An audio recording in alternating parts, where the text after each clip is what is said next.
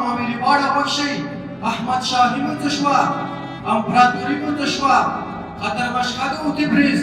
اتر تاشکند بخارا اتر مشهد و تبریز اتر تاشکند بخارا راشي په څه حال یمه په ټول بدن مې چمچي لکه ایوب مایوب یم اوس رانه ژبه مروړي